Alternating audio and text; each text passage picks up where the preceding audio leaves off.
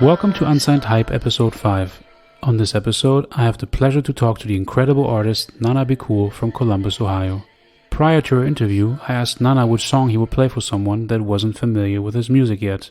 He chose the song Green Light featuring Dawn Knock, and if you're not familiar with Nana's music yet, here's a snippet of that song before we jump into the interview. Rivers and lakes between us. Seasons is changing fevers. Live it up, pick it up, never giving up. Switch it up, live it up, never give it up. This is Unsigned Hype, and the song you just heard is called Green Light by Nanabcool, and I have the absolute pleasure to welcome Nana to the show today. Nana, why is Green Light the song you would play for someone that has never heard your music before? I think right now, I was actually just speaking to Dawn Knock yesterday, and I just have plans to try and blow that song up. So it's my favorite song right now that I have. So I don't have like any crazy reason, but it just feels good. So yeah, that's where I would like to start with. Yeah. So maybe let's dive into the history of Nanabcool a little bit. Okay. From what I know, I think your first releases came out in 2012, 2013, around that time. Yeah, actually, I guess officially, yeah. I used to be in like some bands and some rap groups and stuff, but I would say 2012. Yeah, actually, yeah, that's crazy. That's a 10-year run. So I'm curious to hear how you would describe the trajectory of your career since then. Mm-hmm. Since 2012. Yeah. In 2012, when I was releasing, there's this project I had called Room 102, and it was with these guys from Columbus, Ohio. Their name is Fly Union, and they were like, at the time, they were kind of like the biggest group in my city, and they sort of took me under their wing and like produced my music, brought me to the studio, like connected me with like a publicist, just kind of showed me the ropes a bit. But at that moment, I was working in finance, and I think I was just trying to make songs. I wasn't necessarily telling like a true full story of myself yet, or like really opening up on the tracks. I was just trying to like make a verse, just make something that sounded somewhat good, you know? But to where I am now, there's been a lot of ups and downs, but like you said, like I've been in Europe now. I've played so many shows. Like I'm still on this grind, but like I think I understand a lot more of what it takes. At that time, I just made the music, put it out. I figured, Fly Union helped me out, so like people will hear it if they hear it. But now it's like, nah, like you gotta like go hand to hand and like just keep working it and keep working it and keep making more music and keep making more music. So I think I just understand my journey a lot more now, you know? So. Yeah, there's so much to untangle here. So that day when you start putting out music for the first time, what's your goal in that moment? Is it just to play around and try things out and see where it goes, or with your first EP, the first Room 102, I think it was, or 103? 102, yeah, Room 102, yeah. Room 102. What was your goal in that moment when you recorded your first tracks for that? I mean, at that time, I just wanted to pop off in Columbus. There's a street called High Street, and that's where like all the rappers and artists and visual artists, people used to hang out at like this really cool shoe store. It's called Soul Classics. I'm pretty sure it's still there. And this was like the blog era, actually. So I don't know. I just wanted to be on like Rap Radar or something, you know, and just like be known in Columbus, which is so funny looking at it now because I've been living in New York for like 10 years at this point. So yeah. But that's not really the first touch point you've had with music, right? I mean, I know early family piano recitals that you've had. So music was always also in your family, I think, a very important aspect. So when was the day or the time you really felt like this is something I want to pursue as a career? If I'm being honest, I feel like it's always been something that I've wanted to pursue. I just didn't know how to do it for real. like I grew up in like a family that played, like my dad plays piano at the church. My cousins play like all types of instruments. I feel like I'm the only like vocalist in the family for real. Like I could be wrong, but like from everybody I know, like I'm like the only like vocalist for real, for real. But I have a lot of musicians in the family and a lot of creatives. But when I turned, I was like 16, 17. Like I used to write raps, I used to sing, I used to talent shows, I used to dance heavy, like dance battles. So like the creative music stuff has always been around. But when I turned 16, 17 is when I got my first like recording setup in my basement. And I started like, all the kids from the neighborhood used to come to my place and just freestyle. And the people that weren't good, I kicked them out. And then I started, and then it started with like 8 of us, then it dwindled down to like 6 of us, then to like 4, and then it was just like me and this other guy, my homie Maurice, and we just had like a rap group, and we made like our first album, which was on like, put on like MySpace. We burned a bunch of CDs. I was so hyped that day. We burned a bunch of CDs and took it to school and sold it to people. I can't believe we sold it, but we sold it to people for like $5 and they bought it, which That's awesome. kind of funny because like the music, like, it wasn't good for real. Like it was just, we were just hyped to hear our voice, and we were just finding beats on LimeWire, like of our favorite songs. And so that's kind of that's really how it started. But I just never stopped from there. Like it was like every day I was learning something new, or just the more I did it, the more I got better, the more I met other people that were trying to do stuff, and it just kept following me. So And when you're 16, 17 recording these first tracks, I mean, you mentioned how you sold some of the CDs at school and stuff. Like back then, you must have. I mean, you think that it sounds good enough for people to hear it.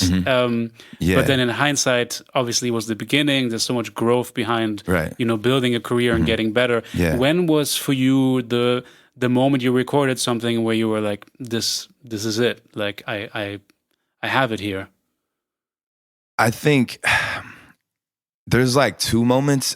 So when I was in college, I was in a band, and it was like an 8-piece band. So we had like 4 vocalists. One girl that was like a poet and she rapped. Another girl that sang, me who sang and rapped. Another guy that sang and played the drums, keyboard player, guitar, all that. But the 4 vocalists, we would record the music before we played it live. And we made this song, and I was like, this is something. And it won like a songwriting award at, or I won the songwriting contest for it. They like have this thing like the ASCAP, I forgot what it's called, like this ASCAP like gathering that they do every year in LA. And so like I was able to enter it, and I was able to get like feedback from other like songwriters that were writing for like, I don't know, like Chris Brown and signed artists, and they were giving me feedback about the music. And that was the first time where I was like, yo, like it's not necessarily a hit, but it's like something that people could hear and be like, oh, these guys kind of know what they're doing.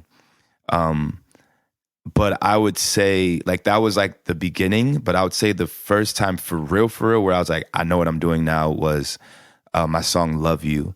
That's on my EP, 2 a.m. Cruise. So it's just like, it's really just been a journey, man. Like, yeah.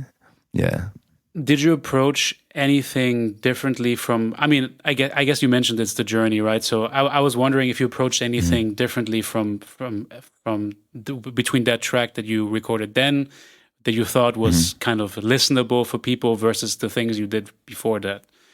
But I guess it's all growth, right? I mean, it's what you mentioned. It's just getting better at something you do every day and you pursue. Right. Exactly. However, there's always an evolution in sound, I would say. So with Room 102, you've had tracks like Crazy Baby. No, even before, I think, was that off your first EP, Crazy Baby? And I Noticed, these were the songs, right? Yeah, that's funny. I can't believe you found that. Wow. So obviously there's an evolution there, right? So there's an evolution in sound. Is there a way for you to describe how artists find their sound? I mean, for me, how I look at it, I can speak for myself, but it's like in the beginning, you're like just imitating your favorite artist, you know, like, and there's phases. Like the first track I really remember recording over was, Dipset has a song called Honey Dip, and I recorded over it, and I sort of was using the melody of the hook of the actual song Honey Dip and then putting in my own words. Like that's how I was recording stuff at first. Like I would find the beat, and usually whatever lyrics that was already over it, I changed it and made my own lyrics, but use the same melody. Honey Dip, that's crazy. Yeah, Honey Dip. Yeah. When I'm dipping on it, that's crazy. I love that song. Actually, Was it featured? Did it feature Jaja? Was she on there? Do you remember that female Dipset MC that they signed? I'm not, because it I rings a don't know. bell. No, The song rings a I'm bell. not sure. I'm a big Dipset fan, so I think it's Okay. yeah. It was it featured, man, it was a guy singing sort of like Nah, nah, my I don't honey even- dip. It's just yeah, it's definitely man, who was I'm actually like looking no, that's up great because I'm also very curious just to know who was on that who song. was all. So it was actually Jim Jones record. Actually, it was his solo record. Now that I'm looking at it, And it was on Product of My And- Environment, right? The album that he put out. Is that possible? it was actually on Diary of a Summer. Diary of a Summer. Okay. Yeah, so actually it was Jim Jones. That's funny. I was thinking it was like a Dipset like type of anthem, but it was Jim Jones. I'm not sure. Dang, I don't know who was the guy singing on the hook, but I feel like Jewel Santana was on that song too, though, for some reason. Yeah. So that's the first instrumental you take to basically sing over or rap over. I'm positive that was the first one that I did on my own, and then I know the second one was the Blast, Talib Kweli. Like Reflection Eternal. I know that for a fact. Awesome. And yeah, like those two is like, I remember that being, you know, and we were using the melodies that they were using and just putting in our own words.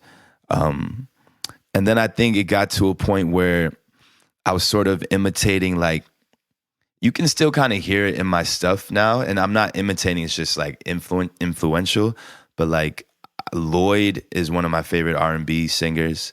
Like I sort of like that thin voice, like kind of like Michael Jackson. I want to say when I listen to tracks like Crazy Baby or I Noticed, I don't remember which one, but I heard a lot of Lloyd in there. So yeah, man. So like Lloyd, Q-Tip. So yeah, I mean, like that's kind of how my trajectory has gone. Is like it's funny. It's like you're not even doing it on purpose. You just listen to somebody so much that when you start doing your own thing, you might sound like them. There was a time when Lil Wayne was so popular. Like anytime we would all freestyle, we're like doing like the Lil Wayne voice and stuff like that. So like, yeah, man. You know, until you figure your vibe out, and then it starts to go from there. So you've mentioned the circumstances around your first EP, but what I want to get to is this question of you're finding your sound, you're experimenting with your first tracks, you're putting stuff out there. How do you approach building a music career from that moment? Because there must have been that moment where you thought, yes, I'm doing this and I will pursue this now. But it's just like such a vast mountain of things that you have to overcome to actually get started in music. I was wondering if you could give a bit of background on how you moved forward from that moment.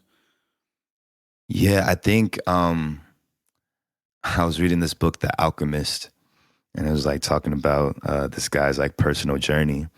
And I was working in finance. I had a pretty good job, or decent job, like starter job.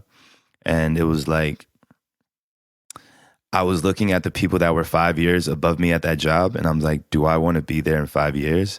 And the answer was no, right?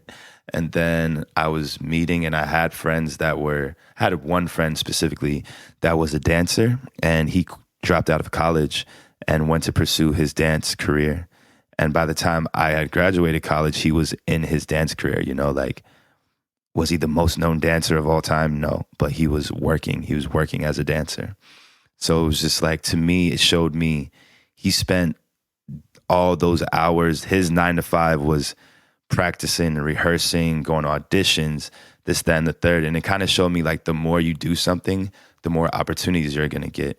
So then it made me feel like I had to spend more time on my craft. So it went from me like being at work, I get off work, do my thing like in my room, just in my like recording space, just making songs, to like visiting New York and meeting other artists that weren't working 9 to 5s, but were just hustling on the side. And I just thought to myself, if I don't put in as much time as these guys, then I'm never going to be as good as them. Like, it's kind of impossible, you know? That's how I felt. Cause I kind of am a person that, you know, they say like, do you just jump in the pool or do you like take the stairs in? I have to just be thrown in. So yeah, like it like I started saving money and to like quit my job. I quit earlier than I planned. And then I just was like there, like I was just like thrown in the fire, you know? And then I started from there pretty much. There's so much risk involved in these situations where you have a stable job, a stable income at least, and you want to pursue your passion. What made you decide to choose a music career, basically? Like what is the aspiration, that moment to do it? It's like I said, like it's always, okay, so I grew up in a musical family, but like when I grew up in Columbus, Ohio, number one, right? And Ohio is not necessarily known as like the music capital of the world, but everywhere that I went in Columbus, whether it's my neighborhood of friends that were like not even necessarily encouraging me, but we were all so into music, right? Or into dancing and stuff like that. That's kind of random to me. But then my school, we had like a really prolific choir. Like we used to tour the city. I was in there too, right? So it's just always been with me. Even the college I went to, like there's 2 guys that were in my band that are still making music to this day. Like one is actually signed to Rock Nation right now. His name is Dixon. It's just like, I went to this small school. Like, what are the chances that happens? You know what I'm saying? Yeah. So it just keeps following me like everywhere I go. And it's not like it's following me as in like, oh yeah, I see this guy singing. It's just like, yo, do you want to join our thing? Or like, oh, you want this talent? It's just like, I'm like standing out in these places. So it's like, I'm not about to just like not go for it, you know, because the worst, I mean, and I'm privileged enough that the worst that could happen is, I guess I would go back home to Ohio and find a job again. And yeah, I don't know, man. It's like an addiction. Nah, man, that's great. I mean, it's great. I mean, obviously it's you're so talented, and I really, really do enjoy everything that you've put out. Oh, word. Thank you. Yeah. So, I mean, obviously it was the right decision to quit that job back in the day and to go all into the music. Yeah. What are some of the challenges, though, that you would say for artists in your position that that have a job and that quit their job to pursue music full time? Mm-hmm. What are some of the roadblocks that you've encountered the most? Can you talk a little bit about that? I think like the changing of the different outlets, like I was mentioning earlier, there was a point where it was like the blog era, and you're like, you want to get featured on Complex or Rap Radar or Nah Right or something, and if you get on those things, maybe like a bunch of labels will see you and you might sign a deal. Nowadays, you know, it's social media, so like there's so many more artists now, you know, and like there's so many people to sift through. And I mean, there's room for everybody, but there's also like, just as a listener, you don't have to go and buy a song and be like, this is a song I'm listening to today. It's like, you have Spotify, you can listen to everything, every second. Like I can listen to everything today if I want, like from rap music, rock and roll, country. I don't have to pay a dime. I mean, I pay monthly, or you can just go on YouTube, you know? So it's sort of like finding ways to push through the cracks, finding money to push through the cracks, to like market yourself, building the fan base. It's tough, man. It's like really a tough job. Even to this point, I'm still figuring out how to take it to the next level. You know, it's like you see people like getting to this place, and then you know like the back end stuff, and you're just like, man, okay, so I really need like a marketing budget. You're like, how do I get that? You know, like something I learned even in Berlin is, you know, some people like get grants from like the government or whatever, like artist grants.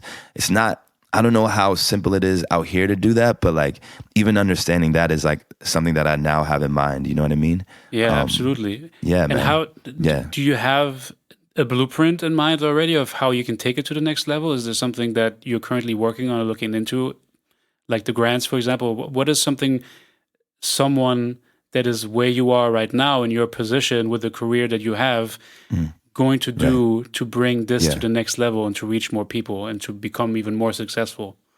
I mean, I've learned a lot about the past few years. I've had like some support, not all my support, but some support from like Puma. I've done like some photo shoots and like some brand partnership situations where like they actually even helped me out when I was in Berlin. You know, like That's I was awesome. wearing Puma like the whole time. I put up like some different, you know, content for them, and it like helps me out a little bit financially. And I've even used I have a video coming out actually next month for my song Lifeline, and they help me pay for that video. So like I put together decks like all the time, reach out to brands, show them like what I could do for them, and like, you know, Awesome. it's definitely like an interesting way to go about it. But that's the game, man. It's a business. So Yeah, talking about the game, I'm wondering what you wish you would have known about the music industry.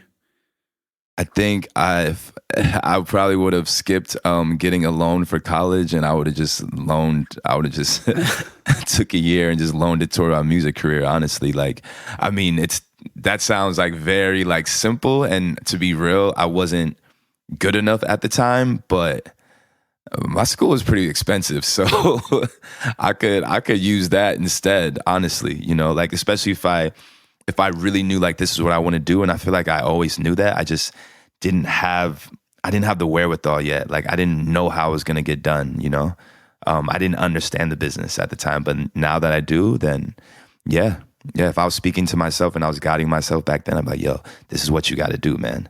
But it's not just money. Obviously, like a lot of time and practice and figuring out your sound. Yeah, Yeah, yeah, yeah. man. This is the feeling that I get from looking at your discography and also seeing how you've promoted that EP, the 2 a.m. Cruise EP. Hmm. You released that in 2017. Hmm. There was a bit of time in between. I think like around 2 years that you've been working on it and you were touring and doing a bunch of stuff. I'm wondering, first, is that EP, would you consider that EP your first real EP as Nanabcool? Yeah, I would. Hmm. Is that where things really started to come to fruition for you? Yeah, so like I really got into this whole idea of like getting 10,000 hours of practice. And when I moved to New York, one of my first goals was to really find like a dope producer that would like tell me I wasn't good, like would push me to get me to another level. And I ended up finding this guy through just being out and meeting different people. And actually, a friend of ours connected us. But this guy named Simon Says, and we were both figuring things out together. But he was the first producer or just person that I worked with that was really like always giving me feedback and wasn't just like easily impressed, you know, and was learning himself on production, but just I think he understood like what it took, like just maybe what it took a little bit more. So he pushed me a lot, and we took a while, but we finally came together and got the EP done. And when I say a while, it was like us making songs. Oh, it's okay. Make another one. Be hype about it. Oh, it's okay. Make another one. Maybe like put something out and like continue to just figure out my sound. And then that is what put together like that 2 a.m. Cruise project. But in the meantime, in between there, one of my strengths has always been putting events together and bringing people out. So I was doing shows like throughout New York, and I didn't really have too much music out there at the time, besides like Room 102 and like a few singles that we had put out in between. And like it started to like gain a little bit of a following in New York City. So by the time I put out the EP, I kind of had a little bit of a base. And yeah, so I would say that's the beginning of like Nana Be Cool for sure. And For sure. are you very critical of yourself when it comes to songs? Because you mentioned that you were working with Simon Says, and you wouldn't necessarily put everything out that you've created, But, it took a while to put the EP together. I mean, I don't know what's a while. I mean, some people make an EP in a night. Others might take a year, 2 years, 3 years. Yeah. Are you very aware of how the music gets received by your audience? Or do you like to drop loosies, let's call them, here and there for people to enjoy? I mean, I think at this stage, I'm about to be dropping way more music, especially after putting this album out. And in that era, I was like figuring out my sound still, I was definitely just figuring out my sound still, sending it to like, I have like these old emails where I send it to like 6 different friends, like, yo, this is a demo. What do you guys think? Like getting feedback. I still get feedback from people, of course, but I just understand what I'm doing so much more now. How much do you value feedback like that? Is it something that is it actionable often that you say, hey, I'll take it and I'll change stuff if people tell me to, or how much feedback do you take in and actually apply to what you do? For just a listener that is a friend of mine that I like, maybe I think their ear is great. It's a part of it, at the end of the day, I make the ultimate decision. I take everything into account. You know what I mean? I take everything into account. If it's somebody that's working on the project with me, that's a totally different thing. Like we're talking about song structure and like what we want this song to mean to us and how we want it to be received.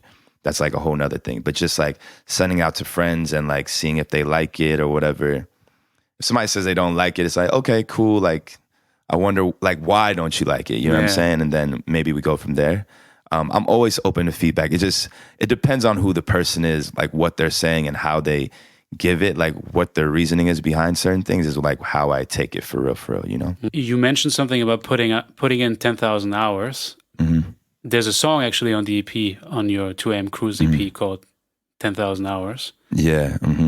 I think it's interesting that, it's 27, or actually the release is 2017. The recording is sometime 2 years before that. And you mentioned things like, then I quit my job in Chicago for some songs and some downloads. Yeah. I need more dough in my wallet. Damn it, I need a new income. Yeah. Was it worth going through all of that if you look at yourself today? Oh, yeah, definitely. Yeah, for sure. Yeah, for sure. How important, though, do you think is this extra security of having a job? Like, let's assume people are tuning in right now, hearing this episode and wondering if they should go make that step and quit everything they have to pursue their passion and their love for music. I mean, I don't know if I would say like, yo, quit your job and like pursue your passion. I think it depends on the person. I think it depends where you're at in it. I think also, you can have a 9 to 5 and get off work. Like in that song, I talk about a 9 to 5 and a 6 to 9. You know what I'm saying? So like you can have a 9 to 5, get off work, and then pursue your other thing, and then hopefully the thing you're really pursuing takes over the 9 to 5, and you get to that level. Like that's possible. Some people can't really do that. Like just certain personalities just need more time, and like they'd rather like maybe work a waiter job or catering or whatever, and do something like a couple of days a week, and then like the rest of the time they're just pursuing their thing. There's just different ways to go about it. You know what I mean? Like some people even have been learning, like a lot of people like have been learning how to DJ in New York, and like that's like easy side money or whatever. So it really depends on how you like, what do they say? Like there's different ways to skin a cat. Is that what people say? Yeah. So like, I'm not sure what that's saying. I don't know. That sounds kind of weird. That's some American shit.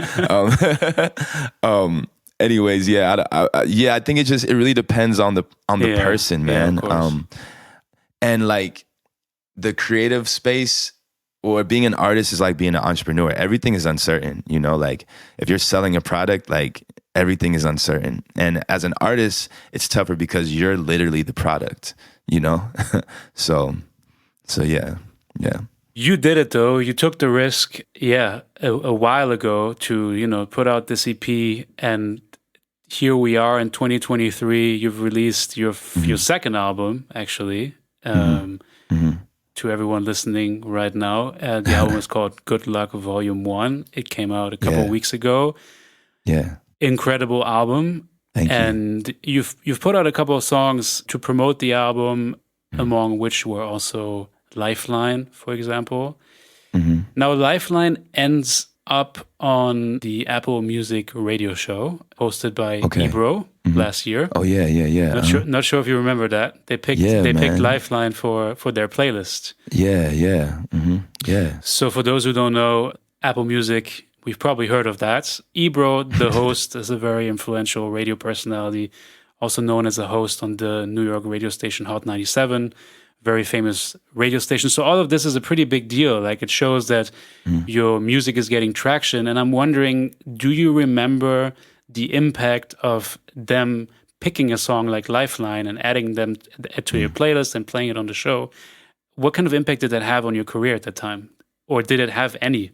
I don't, damn, it's so weird. It's like, I feel like if you would have told me this when like 2013, 2012, I'd be like, whoa, really? That's crazy. And I'm super grateful for it. I really am. I think it just brings more listeners. I don't know. I think sometimes the impact isn't direct, you know, like I'm not even sure where you first heard of my music, you know, so it could have been there. Like you just never know. It's like this, you're on like what's the word? You're on like a road trip and you're just picking people up, right? So like that's like another stop on the road trip, and maybe like 40 people listen to the song, maybe 50 people listen to it and went to go back to listen to more stuff. And you know, maybe some people heard it and just kept it moving. But like you just never know. I mean, I'm super grateful for it, definitely. It just makes me want more. Yeah. But It just motivates me for more. Yeah, exactly. I was just gonna ask, like, what does that do to you when you? I mean, it's not just any placement. I mean, it's a pretty big brand. There's a pretty big name behind it. Is that success to you? Like, do you feel successful in these moments? I feel happy. I think one thing I will say about that specifically is I used to work at Apple. Like I was working at Apple part-time. Cool. And I lost my job during COVID. And it was cool to see coworkers be like, yo, he used to work at Apple, now he's on the Apple playlist. I'm just like that's cool, you know, like that's some redemption, I guess. You know what I'm saying? Absolutely. So that's dope. But yeah. So how do you define your success? Like when do you feel successful with what you do? I mean, I'll be honest, I don't know if I feel successful. I have like these goals that I like want to attain. And I think it's really tough in the creative space because I feel like you set these goals, you achieve these goals, and sometimes you're just like, oh, like that was it. Like there's this movie, it actually is a Disney movie. Like I think it was called Soul. Very good movie. And it was talking about this, and it was talking about this like, I think it was like a piano teacher or something, and he wanted to perform at a certain venue. And like I think he died, but then he had like a chance to do all that stuff or something like that. I He was forgot, a jazz but- musician, I think, right? Or something. Yeah, it was a jazz musician. And he ended up playing at the venue. And then after the thing, he's just like, okay, like what's next? And they're like, you do it again. And like, you do it again. And you just keep doing it again. Like it's not over. So like, I'm just in this journey and I'm enjoying the journey. I'm enjoying meeting other people. I'm enjoying working on my craft and just like figuring out what's next. But I'm also trying to figure out how to like really live in the moment of stuff too, you know? So would you say yeah. that there haven't really been moments where you felt like, I mean, do you live in the moment to the point where you don't think about the bigger dream and the bigger goals?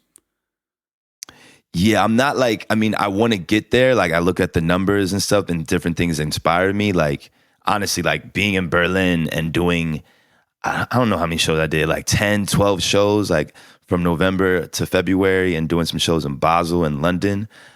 That's amazing. Like I definitely take moments like backstage. I always do this thing backstage before I perform where I warm up my voice, kind of like say a prayer to myself, and I look in the mirror and I'm like a little bit nervous and I'm like, this is what you wanted. And then I just go out there, you know what I'm saying? So like those moments. And then like after the show where people come up to you, or if like I see a line outside, it's like, what? Like, that's crazy, you know? Like, that's crazy to me. Like, you want to come and see me perform. Like you could have done anything tonight and you want to come and see me perform. That's all I could ever ask for. You mentioned that you've been to Berlin before, but was that your first time performing in Europe? No. So 2019, I did a show. This girl found me on like Instagram and she booked me a show in London. And then I was like, man, if I'm going to be in London, it'd be dope to visit Berlin. So I did a show in Berlin too. It was a smaller show, but like that was my first like foray into Berlin. And then I sort of just kind of fell in love with the city like that first time around. What did the city do to you creatively?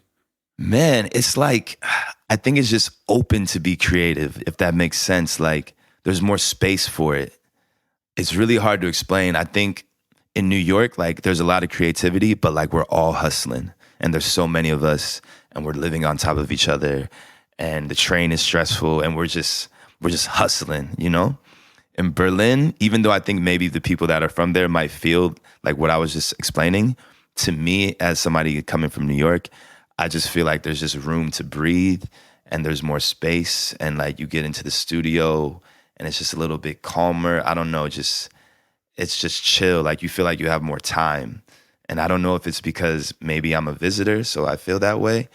But I just felt like there was just more space for me to just develop on my creativity. Like there's no rush. I'm just doing what I got to do, you know? Yeah, totally. What I was wondering when I was reading about you being in Berlin and you doing also the shows in Switzerland and the UK, how easy is it to do shows over there? I mean, did someone reach out to you? Do you have connections there? Like, how did that whole thing come about for you to be on stage so often in all these countries here?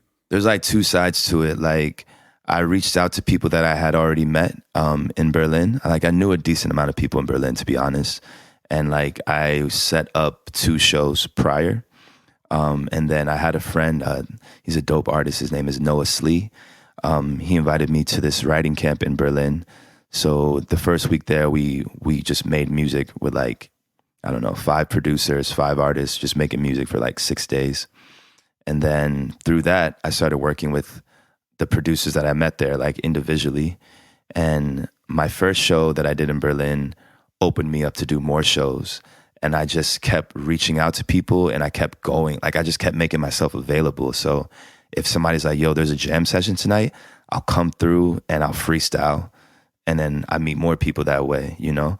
And then I'll do it again. And I did it in Basel too, you know? Like I just put myself out there like as much as possible, you know, like whether it's in person or online, but like in person is really my strength. Like I'm going to go and talk to somebody, like I'll ask, you know what I'm saying? And like, honestly, a lot of the time, like the music like led itself, like those jam sessions where it's just different when somebody's just at a jam session and you pull up and you just start singing and they're into it. Like it just changes the game because now it's like they're seeing you perform, but they haven't even seen you really perform yet because I'm just freestyling at this point. Awesome. So yeah, man. So you mentioned, you know, a couple of artists that you've met throughout your journey. I was wondering if you had 1 or 2 artists who are also or who are just getting started in the music in the music industry and want to start a career in music that you might want to shout out or that you think should be on people's radar because of their talent and what they do? Yeah, like some artists that I work with or just like period? Period. Whatever you have in mind, whoever you want to mention here, we'll add them to the Unsigned Hype playlist to make sure that people can discover them. Okay, I gotta say my guy, Don Knock, he's actually on Greenlight. Really amazing. Yeah, he's a producer too. Like he just goes hard. Like I was on the phone with him yesterday for like 2 hours and he was just telling me like of all these ideas he has for like his project and just all these things like he's working on.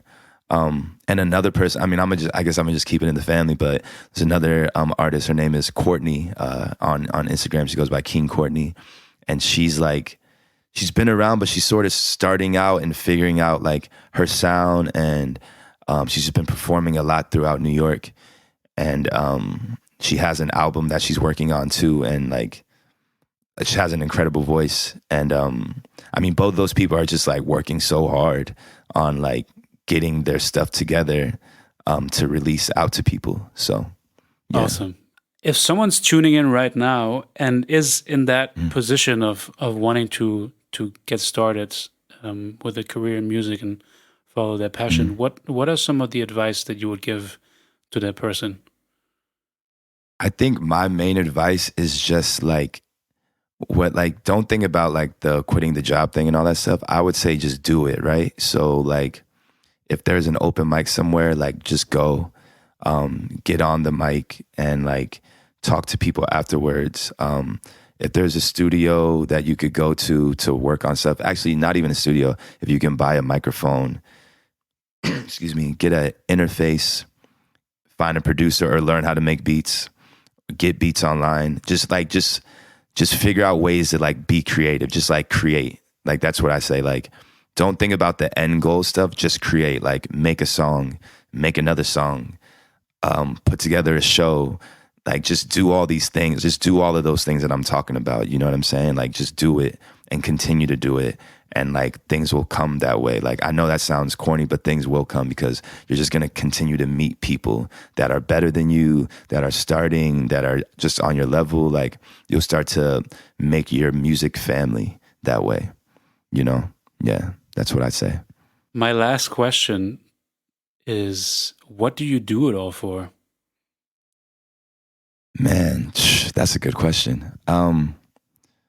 I think I do it for like my 14-year-old self that was like spending hours on end downloading illegal music, downloading music on LimeWire, making mix CDs for friends or girls. Like I'm doing it like for the person, for that. Like I just remember like when I first heard certain music and I was just so happy hearing it. You know, I was just so hyped to share it with my friends. You know what I mean? Like that's like who I'm doing it for. Like we were just so hyped to see who's number one on 106 in Park, or like put your friend on to somebody they might not have heard of before. Like that's who I'm doing it for. Like those types of people, you know? Like I feel like those are the people that take you to the next level, and they just care so much, you know. So like that's who I'm doing it for.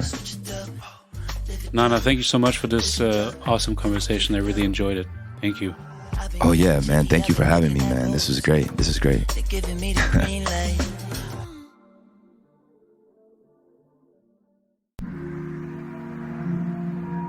This was Unsigned Hype Episode 5 with Nanabcool. The track you're hearing right now is called Screens, off of Nana's latest album, Good Luck Volume 1. You will find the song in the Unsigned Hype podcast playlist, along with all other songs discussed in this episode. Make sure to support Nana by checking out his music and following him on social media. And for your weekly Unsigned Hype, make sure to also follow us on Spotify and Instagram. All the links are in the show notes below. Look good on my screen, but it can't be weak. Tell her that I need more, I gotta get deep. Said I wanna get deep with you. Back when it was TiVo on the screen, spending all the time on a telephone screen. I mean she yelled up on the screen. We too grown for these games. I really wanna know more of ya. Hella shifts in your ways. Girl, you're still in this phase. What you been going through? I've been trying to be patient. I don't think I want you.